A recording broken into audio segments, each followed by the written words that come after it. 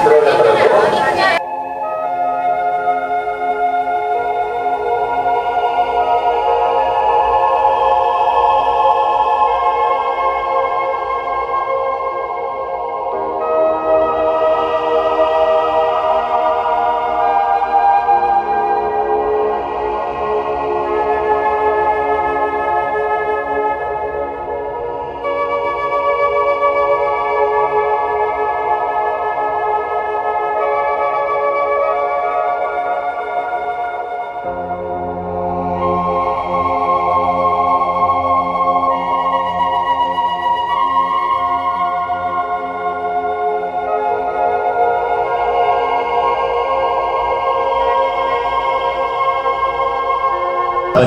Alam niyo po, kakatuwa at kakaiba sapagkat kahit na si San Isidro ay patron ng mga magsasaka at mga manghihirap, marami pong bumabalik sa kanya, nagpapasalamat. Pang-apat lang po sa order yung masaganang ani.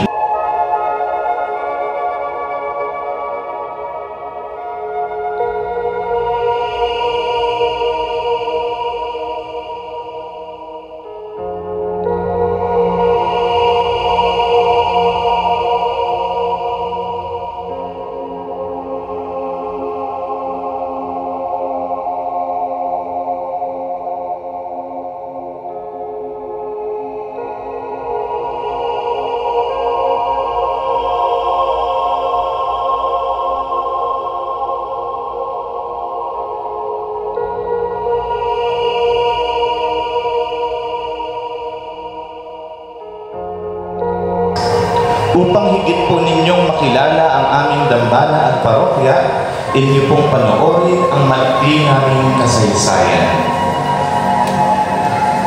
Tinawag itong baryong Katugian dahilan maraming matatagpo ang tugi rito.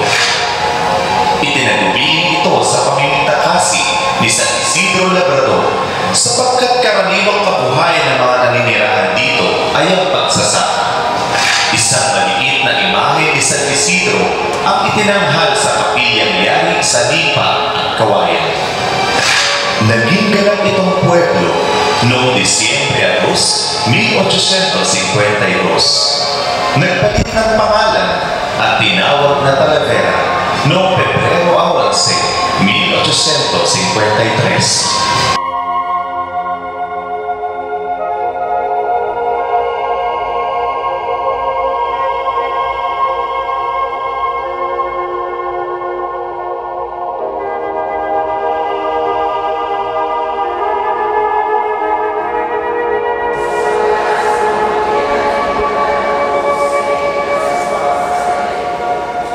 Ang mabuting balita ng Panginoon ayon kay San Juan.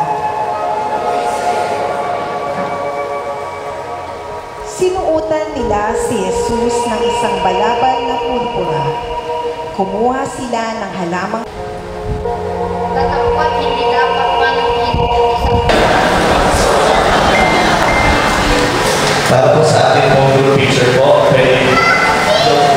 The sixth station, Jesus falls under the weight of the earth as it is in heaven.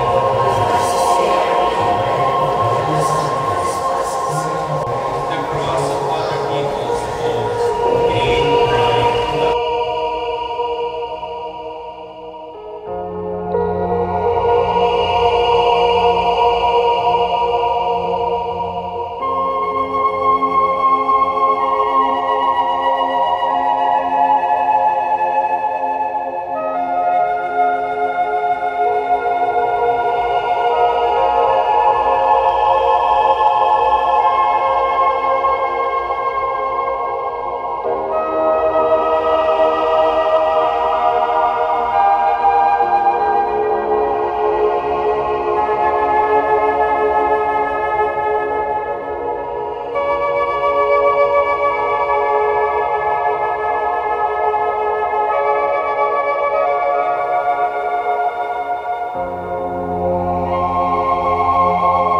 San Isidro Labrador, ipanalangin mo kami sa ngalan ng Ama at ng Anak at ng Espiritu Santo.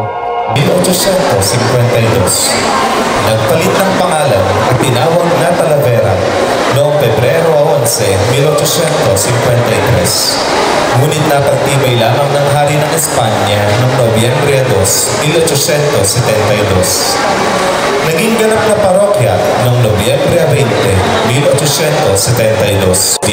Nang magkaroon ng kauna-unahang namimirmihang pari sa Talavera sa katauhan ni Reverendo Padre Roberto P. del Rosario.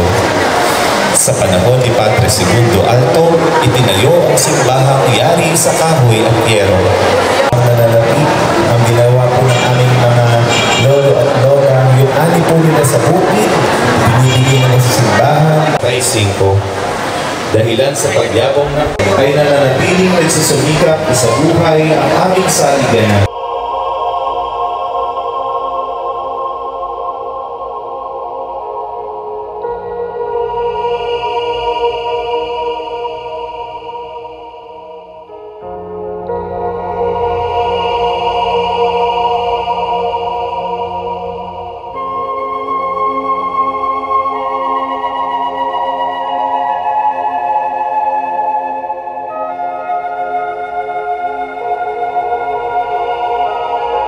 Ay tinulungan ni Simon si